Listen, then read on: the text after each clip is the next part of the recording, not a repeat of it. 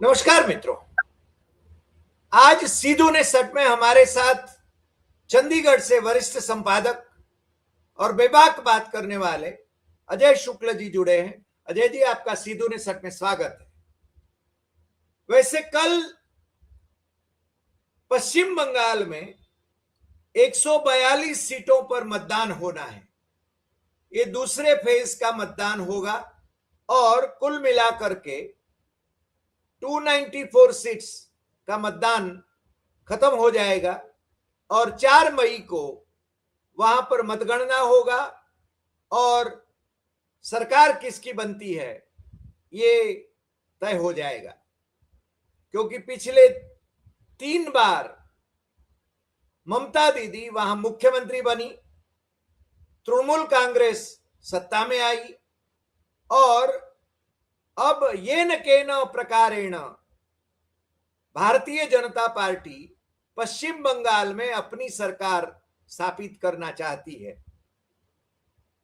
आज मुझे ताज्जुब भी इस बात का था कि वहां का बहुत प्रतिष्ठित अखबार जो है द टेलीग्राफ, उसने 2 खबरें दी है जिससे ऐसा लगता है कि जैसे हाईकोर्ट भी अब भारतीय जनता पार्टी के साथ जुड़ी हुई है। हम जानते हैं भली भांति कि पिछली बार लोकसभा चुनाव के पहले ही हाईकोर्ट के एक जज ने इस्तीफा दिया था और तुरंत वो भारतीय जनता पार्टी के लोकसभा के उम्मीदवार बन गए, सदस्य भी बन गए। उन्होंने काफी कुछ ममता दीदी के खिलाफ जजमेंट दिए थे।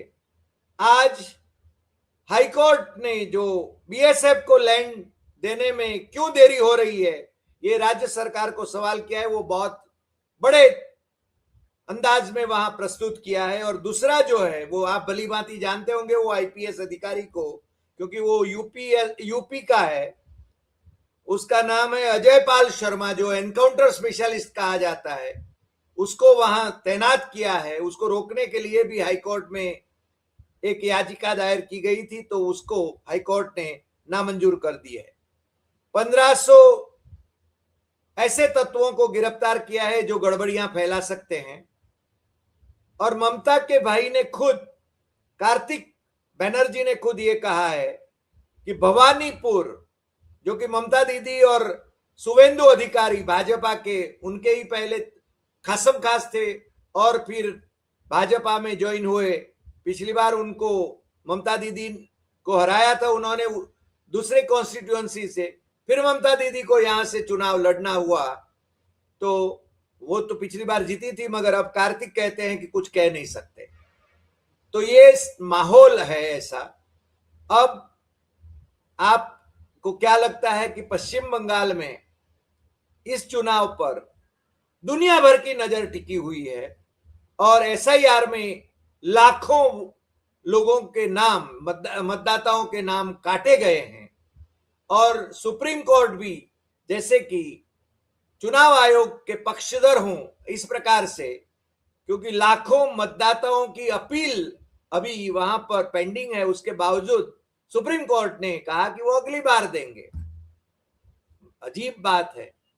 अब अजय जी, हम चाहेंगे कि आप इस पर अपना विश्लेषण हमारे दर्शकों के लिए प्रस्तुत करें और उनको अवगत कराएं कि वास्तविक परिस्थिति क्या है। अजय जी। नमस्कार हरि भाई, आपको और सभी प्यारे दर्शकों को। मैं इसकी शुरुआत करूं तो इसके पहले आप याद करिए 2025 की बात है। कांग्रेस पार्टी का जो मुख्यालय पहली बार अपना मुख्यालय बना, इंदिरा गांधी भवन, उसके उद्घाटन के मौके पर नेता प्रतिपक्ष राहुल गांधी संबोधित कर रहे थे कांग्रेस के नेताओं को, और उस दौरान उन्होंने एक शब्द कहा था कि अब लड़ाई बीजेपी आरएसएस से अकेले नहीं है, इंडिया स्टेट्स से भी है।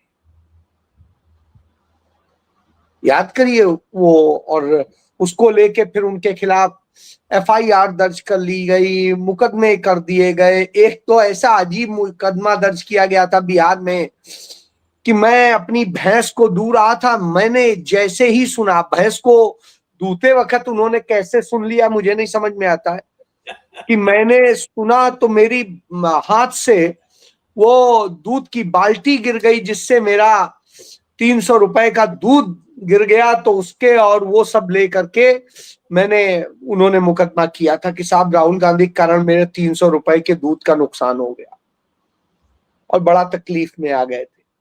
तो इस तरह से होता है। तो जो उन्होंने कहा था यूं ही नहीं कहा था, भले बुरा लगे, लेकिन सच्चाई यही है कि लड़ाई अब बीजेपी आरएसएस अकेले से नहीं है।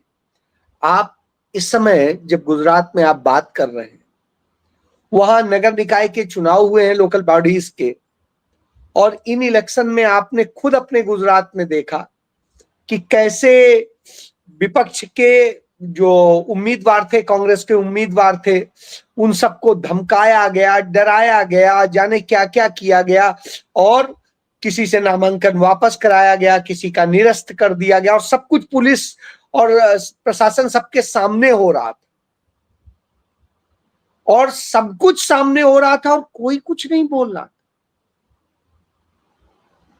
तो आप इससे समझ लीजिए कि किस दशा में आके खड़ा हो गया है। तो आप कहेंगे कि लोकतंत्र बचा है क्या, या फेयर चुनाव हो रहे हैं क्या? भारत के निर्वाचन आयोग ने जिस तरह से भूमिका अदा की है, वो भारत का निर्वाचन आयोग नहीं रह गया, वो भाजपा का निर्वाचन आयोग हो गया है। जो मुख्य निर्वाचन आयुक्त है वो भाजपा का मुख्य निर्वाचन आयुक्त है। उसको, उसकी बेटियों को, उसके दामाद को इसीलिए प्राइज पोस्टिंगें मिल रही हैं। उत्तर प्रदेश के उन जिलों में उनको कमान मिल रही है जिनको बड़ा मलाईदार माना जाता है यूपी में। तो अब आप सोचिए, सब तरफ से तो मिल रहा है, प्लस जेड प्लस सिक्योरिटी से लेके सब कुछ मिल रहा है। इतना वीआईपी व्यवस्था दी गई है, चाहे जितना पैसा खर्च कर लो, बस जिताना है, सरकार बजट दे देगी। कोई नहीं पूछ रहा है कि ये बजट कहां से आया, अचानक सरकार इस तरह से बजट कैसे दे रही है। बजट तो तय होता है। तो अब आप सोचिए, ये सब कुछ हो रहा है, मनमानी सी स्थिति है, कोई सुनने वाला नहीं। आप अपील में कहां जाएंगे? हाई कोर्ट जाएंगे, सुप्रीम कोर्ट जाएंगे। हाई कोर्ट के जजेस के रुख के बारे में आपने खुद अपने वक्तव्य में बताया कि किस तरह से हाई कोर्ट में है ये स्थिति हो रही। मद्रास हाई कोर्ट के तो चीफ जस्टिस ने यहां तक कह दिया कि मनु संहिता पढ़ाई जानी चाहिए लॉ के स्टूडेंट्स को। अब जो मनु संहिता पढ़ाने की बात कर रहे हैं, अब आप सोचिए, नाम भी उनका इत्तेफाक से धर्माधिकारी है, तो धर्म के अधिकार का बना रहे हैं। कौन सा धर्म है पता नहीं, धर्म की परिभाषा भी शायद उन्हें पता है कि नहीं है, मुझे जानकारी नहीं है। और अनफॉर्चुनेटली वो दादा धर्माधिकारी के वंशज हैं जो कि गांधीयन रहे। मैं इसीलिए कह रहा हूं, ये यही तो कह रहा हूं कि धर्म की उन्हें शायद परिभाषा भी नहीं होगी। तो इस तरह की स्थितियां जब होती हैं तो बेहद वो होता है कि कितना ज्यादा आदमी लोलुप हो गया। मैं आपको एक छोटा सा उदाहरण बता रहा हूं।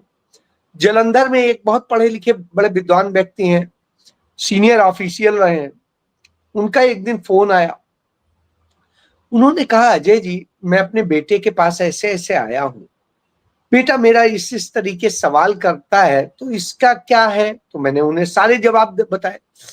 उनका ये तो बात सही है, लेकिन वो समझने को ही नहीं तैयार है। वो तो इस तरह से कि बेटा ही नहीं समझने को तैयार है, और वो फैक्ट दिखा रहे हैं, सारे दे रहे हैं, जो उन्होंने खुद देखा है वो बता रहे हैं। लेकिन है तो अब क्या करेंगे? जो ज्ञान ज्यादा है, आज के बच्चे डिग्रियां लेके सोचते हैं उनको ज्ञान हो गया है। डिग्रियों से ज्ञान नहीं होता। मैं एक बार बताऊं, कभी भी कोई व्यक्ति यदि ये कहता है कि नरेंद्र मोदी के पास डिग्री नहीं है और इसलिए उनके ज्ञान में कमी, तो मैं इसको नहीं मानता हूं। मैं इसको जरूर मानता हूं कि उन्हें फर्जी डिग्री लगाने की जरूरत नहीं थी। अरे नहीं पढ़े, लेकिन हमको नॉलेज है। कोई जरूरी है कि डिग्री आवश्यक है? इंदिरा गांधी और राजीव गांधी कहाँ ग्रेजुएट थे? मैं यही कह रहा हूं, उन्होंने अपना फाइनल कर ही नहीं पाए थे। जी। तो ऐसी स्थिति में मेरा अपना ये मानना है, इस तरह की बातें कभी नहीं करनी चाहिए। अरे जो भी है, लेकिन नॉलेज की बात करिए। तो राजीव गांधी जब बात करते थे तो वर्ल्ड लेवल पे लगता था हाँ कोई स्टेट्समैन बोल रहा है। इंदिरा जी बात करती थी, लगता था कोई प्राइम मिनिस्टर बात कर रहा है। आज का प्रधानमंत्री बात करता है, डिग्री पता नहीं कौन कौन सी है भी कि नहीं है मैं नहीं जानता हूं, लिखी है उन्होंने। तो यदि हम उन्हें सही मान ले तो लगता है गली के गुंडे से बात कर रहे हैं, किसी फुकरे से बात कर रहे हैं, किसी चाटुकार से बात कर रहे हैं, या किसी मस्खरे से बात कर। राहुल गांधी ने संसद में कहा जादूगर, तो स्वाभाविक सी बात है, हमें लगता है वही मदारी से ही हम लोग बात करते हैं। तो वही हालात आज खड़े हैं। मदारी से बात कर रहे हैं, ऐसा कहना भी मदारियों का अपमान है, ऐसा हम हाँ, तो कहेंगे। नहीं, सच्चाई यही है। वो भी सही आप कह रहे हैं, मैं उसके लिए मस्करों मदारियों से जैसा माफी। ही बात करते हैं ये। जी जी जी। तो कुल मिला के जो हालात है, जिस तरह की भाषा बोलते हैं, प्रधानमंत्री की भाषा होती है, वो दुर्भाग्यपूर्ण है। देखिए, राजनीति में पक्ष विपक्ष विचारधारा सब कुछ होता है, होने दीजिए, लड़िए, ईमानदारी से लड़िए। ईश्वर करे आप सदैव प्रधानमंत्री रहे, प्रधानमंत्री ही इस दुनिया से जाए, लेकिन वो जनता के वास्तविक वोट से जीत के आप जाए, वास्तविक वोट से आप चुने जाए, हमें कोई आपत्ति नहीं। ये जनता चाहती है, आपको होना चाहिए। लेकिन जब डरा के, धमका के, लालच से, तोड़ के, ये करके आप करते हैं, अब अनैतिक तरीके, अवैध तरीके, गैर कानूनी, संविधान विरोध तरीके अपना के आप करते हैं, तो स्वाभाविक सी बात है, तकलीफ होती है। वो नहीं होना चाहिए। जनता चुने, अच्छी बात है, कोई प्रॉब्लम नहीं। भाई जनता को वही पसंद है तो ठीक है, अच्छी बात है। अब मेरा ये मानना है कि इन सारी बातों को समझने की जरूरत है, लेकिन समझ कौन रहा। अब मैं वहीं आता हूं, आपने जिक्र किए पश्चिम अजय बंगाल का। पाल, जिन दिनों मैं हिंदुस्तान यूपी का संपादक हुआ करता था, तो आगरा में जब बैठता था, आगरा से पूरा मैं पश्चिम यूपी मेरे पास आता था, तो उस समय ये वहीं हाथरस में नया नया एसपी, एएसपी से प्रमोट होके एसपी बनाया गया। तो मेरा जो वहां ब्यूरो इंचार्ज था उस जिले का, वो एक दिन कॉल आया, सर हमारे एसपी साहब आपसे मिलना चाहते हैं। तो हमने कहा अच्छा चलो। तो लाया, मिलाया, मैं मिला, ठीक है। तो उसने बताया कि सर मैं लुधियाना का रहने वाला हूँ, ऐसे है वो है, ये दुनियादारी बताता। उसके बाद में वो मुझे इनवाइट करने आया था, एक प्रोग्राम होता था वहां पर, तो उसमें एज ए चीफ गेस्ट। तो ठीक है, मैंने कहा मैं आऊंगा। मैं गया, कार्यक्रम में सम्मिलित हुआ, वो क्या आया। अब उसके बाद फिर वो दोबारा जब मिलने आया मेरे पास, मैंने देखा इस, अब ये आईपीएस जरूर है, यूपीएससी की इसने परीक्षा पास की होगी, लेकिन इसकी बात करने का तरीका जो है फुकरों वाला है। आपके यहाँ फुकरों को पता नहीं क्या कहते हैं, जिसे कहते हैं मतलब लफंगो टाइप वाला, लफंगा सब चलता है ना चलता आपके है, यहाँ, तो चलता है। लफंगो टाइप वाली बातें हैं, वही वो है और ये है। तो फिर मुझे मिलने में कोई इंटरेस्ट नहीं रहा है। बहरहाल कोई बात नहीं, उसका वहां से फिर शामली ट्रांसफर हो गया, फिर ऐसे करके चीजें चलती गई है। तो अब मैं नाम नहीं ले रहा हूं, उसके साथ में एक और आईएएस ऑफिसर वहां पर थे, उन्होंने मुझे इसकी हरकतें बताई थी, वो भी मेरे दोस्त हैं। तो वो अच्छे आदमी हैं जो आईएएस थे, तो उन्होंने बताया था कि अरे कैसा है। मैंने उनसे कहा था अरे वो वैसा है, छोटे भाई की तरह से है। लेकिन जब वो उनको बोला तो वो कहने लगे अरे भाई साहब किसकी बात कर रहे हैं, बड़ा ऐसा है और ये है वो, छोड़िए, मैं उसकी बातें नहीं।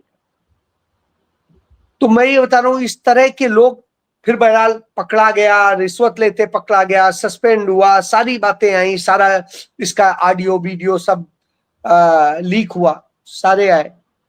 अंत में भाजपा की जैसे पसंद होती है कि सारे जितने भ्रष्ट हो, जितने लफंगे हो, लुच्चे हो, रेपिस्ट हो, बलात्कारी हो, सब हो, वो यदि भाजपा में आ जाते हैं तो सब बरी हो जाते हैं, जांचों में बरी हो जाते हैं। वही स्थिति हुई। फिर जांच के लिए एक मनमानी ढंग से कमेटी बनी और उसके बाद में वो योगी के अपने चहेते लोगों की थी और क्षमा हो गया। और साहब इससे जो काम लेना चाहते हैं अब वो उसी ढंग से लेते हैं। उसको एनकाउंटर स्पेशलिस्ट कहते हैं शायद। काहे का इनकाउंटर? इनकाउंटर किया कौन सा है उसने? मैं तो यही सोच रहा हूं कि इनकाउंटर किया हो वही बता दे। ये तो सब मीडिया परसेप्शन बनाती रहती है और बताते इनकाउंटर हुए ही कितने। मान लीजिए आपने गिरफ्तारी के नाम पे कहा हाँ गोली चलाई, उधर से भी गोली चली और हमने गिरफ्तार कर लिया, ये क्या इनकाउंटर हो? अरे साहब जिस तरह से उसने खेल किया, कानून का मखौल बनाया, सब कुछ किया, वो अपने आप में बड़ी चीज है। मगर तो उसको वेस्ट बंगाल में तैनात किया तो इतना डर काहे को? मैं यही तो कह रहा हूं, ये आरएसएस बीजेपी के जो है समझ लीजिए संगठन के लोगों को उन्होंने तैनात किया है, ये समझ लीजिए। तो ये सब वही है और इनसे आप कोई उम्मीद मत रखिए। ये कोई वो नहीं है कि एक ब्यूरोक्रेट्स होते थे जिनसे लगता था बात करके कि हाँ सब कोई नॉलेज है, कोई बात कर रहा है क्या।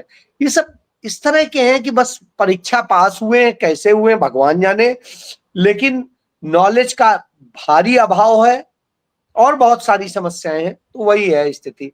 जैसे एक दिन एक मुझे बड़े अच्छे इंजीनियर हैं, इंजीनियर वो अच्छे हैं, तो बात होने लगी। अब वो मुझे बताने लगे हिस्ट्री और वो, मैंने कहा आपने हिस्ट्री पढ़ी कब है भाई? कौन सी आप हिस्ट्री बता रहे हैं, व्हाट्सएप वाली?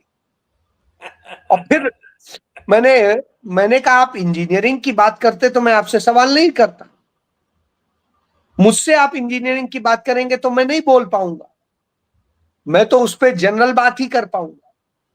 लेकिन जब आप हिस्ट्री की करेंगे तब तो मैं करूंगा, क्योंकि मैं तो हिस्ट्री का स्कॉलर रहा हूं। तो साहब सॉरी स्टूडेंट रहा हूं। तो मैंने फिर उन्हें बताया, मैंने कहा ये है, आप बताइए किस तारीख का और क्या है। अंत में चुप, कि नहीं भाई साहब। तो हमने कहा नहीं भाई साहब क्या, तो फिर ज्ञान मुझे मत दीजिए ना। आप वो अच्छे हो सकते हैं, आप डॉक्टर अच्छे हो सकते हैं, आपने पढ़ा कब है हिस्ट्री? आपने कब इंटरनेशनल रिलेशन पढ़े हैं? कब आपने इंटरनेशनल पॉलिटिक्स पढ़ी है? कब आपने पब्लिक एड पढ़ा है? जो आपने जो चीज पढ़ी नहीं उस पर आप बात कर रहे हैं, उस पर विशेषज्ञ बने। आप विशेषज्ञ बनिए अपने सब्जेक्ट पे, इंजीनियरिंग पे, डॉक्टरी पे, दूसरे पे, जिस चीज पे आप।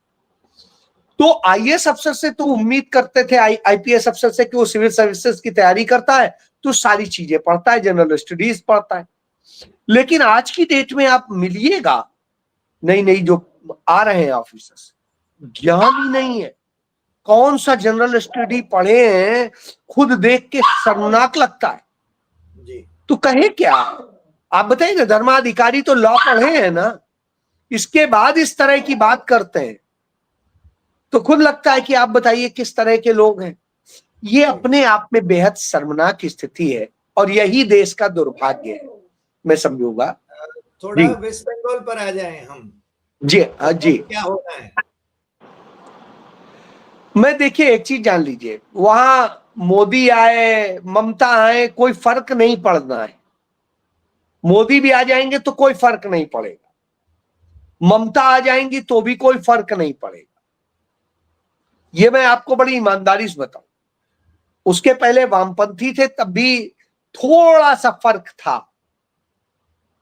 वो फर्क 1998 के बाद खत्म होता, धीरे धीरे खत्म होता चला गया और आकर के बिल्कुल खत्म हो गया। आप एक 11 चीज में देखिए। ममता आई, 11 में हाँ ममता आई। जी, तो मैं आपको एक चीज बताऊं, वहां पे जितनी बड़ी इंडस्ट्री, चाहे हुबली की हो, चाहे और जगह की हो, हावड़ा की हो, इधर की हो, जितनी इंडस्ट्रीज लगी थी 100% कांग्रेस के समय की थी। उसके बाद कुछ लगा नहीं है। उसके बाद में तो दूसरी चीजें डेवलप हुई। तो अब आप सोचिए, या तो अंग्रेजी हुकूमत में लगा या कांग्रेस के समय में हुआ, उसके बाद में वामपंथियों के समय में थोड़ा बहुत काम हुआ, लेकिन वामपंथियों के साथ में अच्छा ये था कि वो कर्मचारी वर्ग, सर्वहारा वर्ग और उनके बारे में थोड़ा सा सोचते थे। उसके बाद से तो सोचना बंद कर दिया। ममता बनर्जी, एक चीज देखिए, पहली बार वहां पर बीजेपी का एमपी कब जीता था? जब ममता बनर्जी ने टीएमसी बनाई थी और टीएमसी ने ही बीजेपी को जिताया था, और उसके बाद में वहां पहला सांसद बना था 1998 में बीजेपी का। यानी बीजेपी को जो जहां की जनता, जब वो एनडीए में थी, जी हाँ, एनडीए से ही शुरू ही हुई। एनडीए में थी क्या? उन्होंने कांग्रेस छोड़ा और आरएसएस का पल्ला, मतलब आरएसएस ने कह सकते हैं छुड़वाया, और छुड़वा के उनकी नई पार्टी बनवाई। उस पार्टी को दोनों ने सहयोग किया। अटल बिहारी वाजपेयी की वो बहुत बड़ी अटल भरोसे वाली बनी। अटल बिहारी वाजपेयी को वो सहयोग करती थी, वो उनको करते थे। पूरी भाजपा के को लेके पहुंची बंगाल, और उसके बाद में आज वो उसी भाजपा के लिए रो रही है कि वो ऐसा कर रहा है, वैसा कर रहा है। साहब, ये पाप तो उन्होंने ही बोया। मगर यहां पर तो कांग्रेस खत्म हो गई ना, पश्चिम बंगाल में कांग्रेस तो खत्म हो गई। मैं यही तो कह रहा हूं, फिर भी इसीलिए राहुल तो गांधी वहां प्रचार कर रहे हैं इनके खिलाफ। नहीं, तो मैं यही तो कह रहा हूं कि आप देखिए, इनको एजेंडा ही यही था। आरएसएस का क्या सदैव मूल मंत्र रहा है कि आप जो है कांग्रेस मुक्त भारत, सिर्फ कांग्रेस मुक्त भारत ही तो रहा है। उसने कभी वामपंथी मुक्त भारत नहीं कहा, कभी और भारत नहीं कहा, कांग्रेस मुक्त भारत का। कांग्रेस से मुक्त हो, कांग्रेस न रहे, बाकी कोई रहे। राम मनोहर लोहिया ने क्या कहा था कि मैं कांग्रेस को हराने के लिए राक्षस से भी हाथ, शैतान से भी हाथ मिला सकता हूं, और स्थिति ये उन्होंने आरएसएस से मिला लिया था। जो हालांकि लोहिया स्वयं कांग्रेस की पैदाइश थे। अरे, कांग्रेस की पैदाइश तो आरएसएस के संस्थापक भी थे, डॉक्टर हेडगेवार हेडगेवार। आजीवन आजीवन कांग्रेसी थे। हाँ, तो मैं यही कह रहा हूं कि यदि आप ये बात कहेंगे, लेकिन इन सब ने सपना कांग्रेस को खत्म करने का किया। मुस्लिम लीग भी तो, जो बनाने वाले जिन्ना है, वो भी तो कांग्रेस के ही थे। तो जो भी है, और इन सब ने मिलके एक ही सपना देखा कि कांग्रेस को खत्म करना है। सोचिए आप, तो वही काम किया उन्होंने। तो वामपंथी खत्म किए, कांग्रेस खत्म करी। आज कांग्रेस वहां खड़ी हो रही है, लड़ रही है, जितनी भी है, छोटी है, मोटी है, कैसी भी है, मोहल्ले में है, 4 आदमी है, 4 आदमी लड़ते हैं। आप देखिए, मैं तो सबसे आश्चर्य करता हूं, इतनी विपरीत परिस्थितियों में भी कांग्रेसी लड़ते हैं। न मीडिया कवरेज मिलती है, न कुछ है, न कहीं आता है। आप जाइए उनके ट्विटर हैंडल पे और दूसरे पे, आपको घटनाएं मिल जाएंगी जहां वो विरोध करते हुए दिखेंगे। 4 आदमी कर रहे होंगे। मैं तो सलाम करता हूं साहब, इतनी बुरी परिस्थितियों में भी कांग्रेस के कार्यकर्ता की हत्या इन्हीं टीएमसी के लोगों ने ही कर दी, अगरतला में, वो सॉरी, सही नाम है, आसनसोल में है। अब आप देखिए, तो इस तरह से करके ये कुल मिला के वही खेल होता है। तो ये खेल लगातार जारी है। ऐसी स्थिति में कोई फर्क नहीं पड़ता है, लेकिन निश्चित मेरा मानना है कि चुनाव फेयर होने चाहिए, चाहे ममता जीते, चाहे मोदी जीते, चाहे कांग्रेस जीते, चाहे वामपंथी जीते, सपा जीते, बसपा जीते, कोई जीते, फेयर होना चाहिए। तो फेयर नहीं है, यह दुर्भाग्य है, और इसको लेके तकलीफ है। जी नहीं, यानी इतनी भारी संख्या में सेंट्रल फोर्सेस को डिप्लॉय करके मोदी शाह क्या जताना चाहते हैं बंगाल में? कुछ नहीं जताना चाहते, वो ये दिखाना चाहते हैं कि बस लड़ाई तो हमारी और ममता के बीच है, कोई और है नहीं। और ममता इतनी ताकतवर है कि उन्हें रोकने के लिए हमें सेंट्रल फोर्सेस लानी पड़ रही है, ये करना पड़ रहा है। और हक किसके मारे जा रहे हैं? उन लोगों के जो बेचारे कमजोर हैं, जो यदि सरकार जीत भी जाए तो वो दया पर ही रहे, चाहे जिसकी सरकार बने। आप बताइए ना, क्या नरेंद्र मोदी ने असम में भी तो यही चिल्लाए थे? असम में कितनों को उन्होंने निकाल बाहर किया देश से। इसी नहीं, तरीके से वो तो केंद्र सरकार, मोदी सरकार के स्वयं के आंकड़े हैं। घुसपैठियों की बात करते हैं, मगर बांग्लादेशी घुसपैठियों को निकालने में मनमोहन सिंह का जो रिकॉर्ड है वो उसके तनिक भी नजदीक नहीं जा पाए हैं। ये वही तो आंकड़े जो कि मोदी सरकार ने दिए हुए हैं संसद में। मैं वही कह रहा हूं कि मनमोहन सिंह की सरकार में करीब 90,000 लोग, 89 पॉइंट समथिंग है, जी करीब जी 90,000 लोग निकाले गए थे। नरेंद्र मोदी सरकार में 5200 लोग निकाले गए, 5200 कुछ के करीब, जी। राउंड फिगर में 5300 कह दीजिए। तो मैं ये कह रहा हूं कि अब आप ये अंतर देख लिए, उन्होंने 10 साल में निकाले थे, इन्होंने 12 साल में भी ये स्थिति है, और उसके बाद ये रोना रोते हैं, वो तो नहीं रोते थे। राइट। तो यह है इनके दोगले नहीं, चरित्र लोग को समझते क्यों नहीं है? मुझे तो अजीब ये लग रहा है, लोग समझते नहीं है। सर समस्या यही है कि इस देश में लोग जो हैं, सबसे बड़ी समस्या ये है कि जो मैंने आपको जैसे पहले बताया उन ऑफिसर का, जलंधर वालों का, कि वो सारी चीजें, तो यही स्थिति पैदा है। लोगों के दिमाग में इतना, एक तो व्हाट्सएप यूनिवर्सिटी और दूसरे ऐसे ज्ञान भर दिए गए हैं, उन्हें समझ में नहीं आ रहा।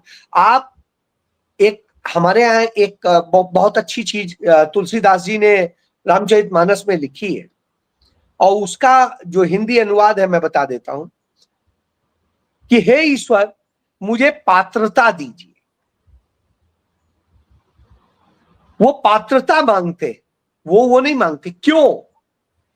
जब आप पात्र होंगे, आपका यदि कटोरा छोटा सा होगा तो चाहे जितना पानी गिरे उसमें उतना ही आएगा, बाकी छलक जाएगा। और यदि आपकी पात्रता जितनी बड़ी है, बड़े तालाब की है, समुद्र की है, कैसी है, तो सब समाता चला जाएगा। सही बात, सही बात। वही स्थिति है। जब आपके दिमाग में सब में तो गोबर भर गया, तो आप सोचें कि उसमें ज्ञान भर जाएगा? नहीं भाई, ज्ञान जाएगा, छलक जाएगा, दूसरी जगह गिर जाएगा, क्योंकि जगह ही नहीं, पात्रता ही नहीं है। यानी अजय जी जैसे पढ़े लिखे लोग हैं, जो डिग्री वाले हैं, डिग्री हार्वर्ड वगैरह से जो पास किए हुए हैं, कैम्ब्रिज से पास किए हुए हैं, विदेशों में बसते हैं, बड़े बड़े ओहदे पर हैं, ये मोदी के गुणगान करते हैं। मुझे तो अजीब लगता है कि ये झूठ के पुलंदे छोड़ रहा है और वो उनको, उनकी तारीफ कर रहे हैं।